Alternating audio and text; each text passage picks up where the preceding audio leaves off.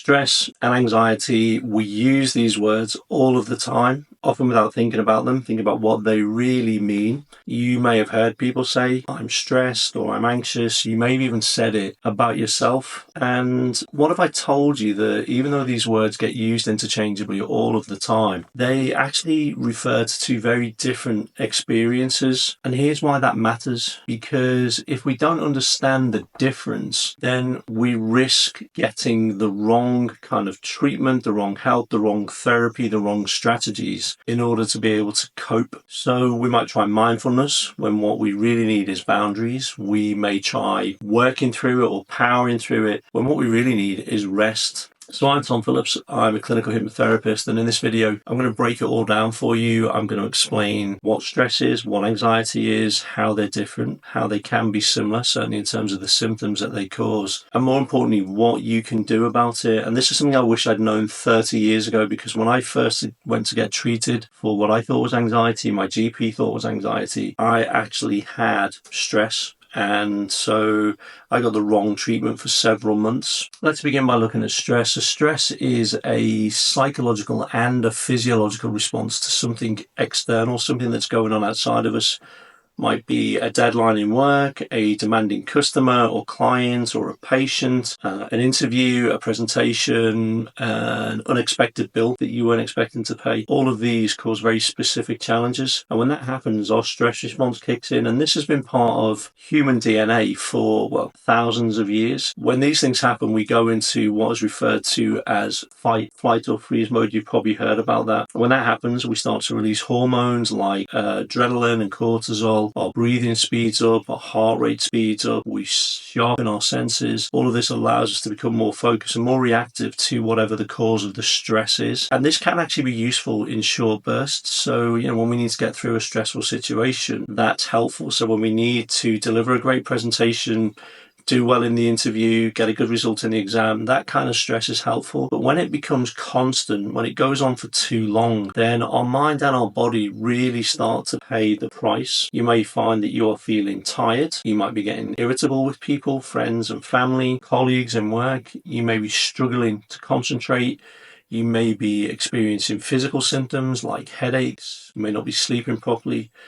And when these things happen in the long term, it begins to impact our immune system. So long-term stress is more likely to chronic inflammation and other chronic diseases like high blood pressure and heart disease. Stress is a little bit like a car engine that is constantly over-revving. Cars weren't meant to do that, and neither are human beings. Now, not all stress is bad. There are situations where we call eustress or positive stress, and that's helpful. That's the kind of stress that energizes you before the interview or energizes you before the exam or the presentation. And that's manageable and it's temporary. The problem is when stress becomes chronic or long-term and it starts to overwhelm us. So let's look at anxiety. Anxiety is much more of an internal response. It doesn't always have a specific external trigger like an exam or a deadline. You may find that you just wake up with a sense of dread and you don't know why. You may be overthinking things like that message you got off a friend. What does that really mean? You might feel paralyzed by having to make a decision. So you don't make a decision, you get stuck, you don't move forward. So whereas stress is a reaction to something real and specific, anxiety is often a response to something that is perceived or imagined or something we anticipate might happen in the future. So anxiety is very future focused. It's that voice inside your head that says, what if I mess this up? What if they don't like me? What if something goes wrong? And when this happens, our body does tend to react in a similar way to stress. Our heart races, our breathing gets shallow and fast. We get muscle tensions, all of those problems that I described before, but without any clear reason why, without any specific external trigger. And that becomes overwhelming for so many people. You might find that you start to avoid situations in work or social situations. You might look for reassurance from other people, but you don't get it. You just feel constantly on edge, constantly unsettled. Anxiety can and does lead to panic attacks. It will also cause some of the physical symptoms I mentioned before, like headaches, muscle tension, insomnia, upset stomachs, and so on. And key differences to remember here is that anxiety is very deeply emotional, and we don't realize how it's actually shaping our behavior. So you don't notice the avoidance that you're putting into social situations or work situations. You don't notice the conversations that you're overplaying in your head all of the time. You don't notice that you're constantly worried about something happening, but you don't know what it is. And when this happens, the symptoms can be very similar to what we experience with stress. We get the racing heart, the shallow breathing, the rapid breathing, the muscle tension, the disturbed sleep, the trouble with concentration, the snappiness. They're very, very similar, and they will feed each other. So stress can lead to anxiety, and anxiety makes many small stresses feel absolutely massive. Imagine somebody that's under pressure at work for a deadline. They start to get stressed about it, but then they actually start to feel a sense of dread about going into work on a Monday morning. So on a Sunday, they're filled with that horrible feeling of unease because they know that work is just around the corner tomorrow. When we understand this and we understand these cycles, we can begin to break the cycles by making sure that we actually get the right solution, because how we deal with what's going on will really depend on what's causing it. Is it stress or is it anxiety?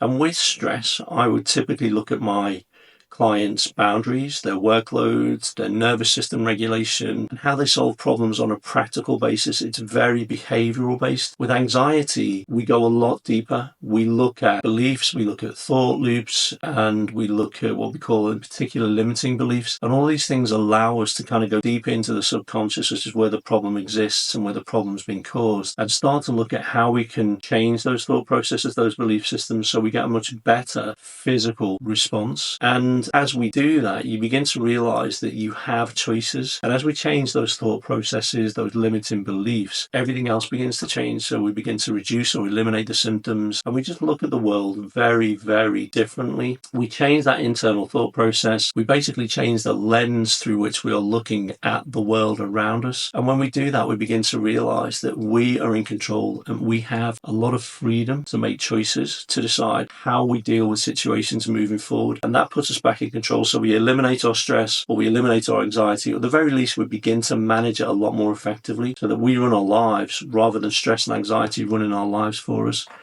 Now, if you're watching this video and you're thinking, well, yeah, I have all of that, but I don't know whether it's stress or anxiety, you don't need to worry about that. That's why people like me exist. You just need to know that you're not weak, you're not broken, you're just a human being. There's a lot of stress and anxiety right now all around the planet for millions of people. So all you need to recognize is that something needs to change, because you can't carry on being stressed. You can't carry on being anxious all of the time. And that recognition, that acknowledgement that there's a problem that you need to fix, is the first big step on your route to recovery. So if that sounds like you, or it sounds like somebody that you know and that you care about, could be a family member, could be a friend, could be a work colleague, you can click on the link in this video or below this video, book a free discovery call with me. It takes about half an hour. We will talk about what's going on for you right now, the kind of symptoms that you're experiencing, and what the possible cause may be. And during that conversation, I'll figure out if I can help you. You'll figure out whether you're comfortable working with me, and then we can take it from there. So I'm Tom Phillips. I'm here when you need me, and I look forward to seeing you soon.